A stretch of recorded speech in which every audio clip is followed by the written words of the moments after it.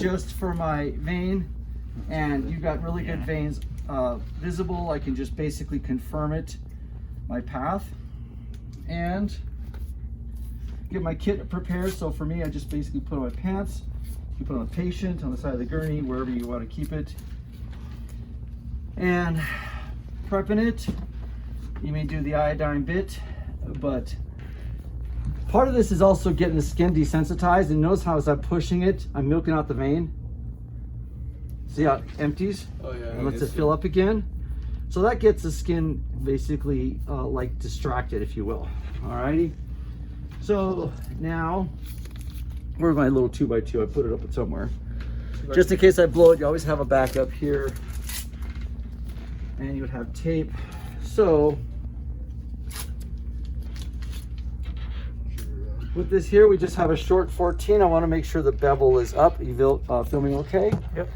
And it's a good trick, especially in the old gel codes, if you just want to rotate this. Don't slide the catheter on and off. Because if you do that, you shear the inside and you can actually cut off slivers of the coat. So I might rotate this just to make sure it's free to advance. Then, once I pick my vein, I will apply traction pretty far back. The reason is if I'm really close, I've got to come in a really steep angle. I'm coming over a hill. Imagine it landing an airplane in a valley. So I'm going to pull it back as far as I can and see how shallow my needle is. The big thing is once I've got my stick here is I just want to poke it here and you'll feel it. And I look for the flash. And so let's see if I poked right through here. I missed it on the first pet, so I'm going to scissor it back slightly. How's that feel so far? That's Okay. And I'm feeling with my finger up here where the vein is. And I'm pulling it out a little bit more. And this is a part where if you're in the hand, you have to be super shallow. Great, the one time I missed a line is gonna be in class. There we go. No. Yeah, exactly. You guys are cursing me. The Grillo curse. Okay. So I got nothing coming out here, so I'm filling the vein here, and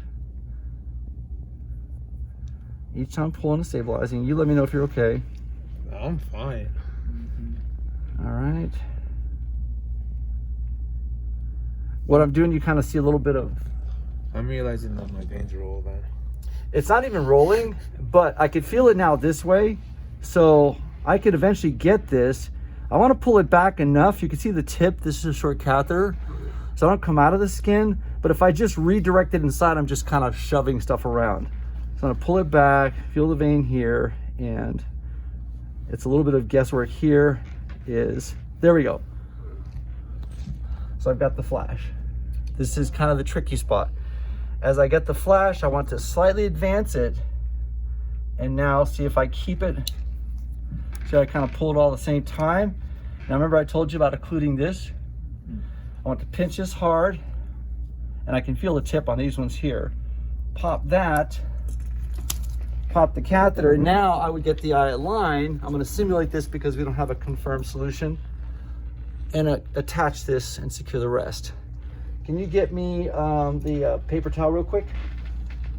Real quick.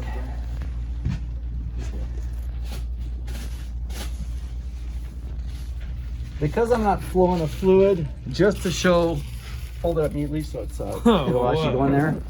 I want to see if I'm still in there. I want to fold it up so I can fit it under the edge. Okay. Just like we did before. I want to see if I'm actually in place or if I pulled another Grillo. If I let off here, this tells me I'm in the vein. Okay? So right now, if this was a serious situation, like a combat situation, tactical medic situation, where you don't care about making a mess, okay, just let it run.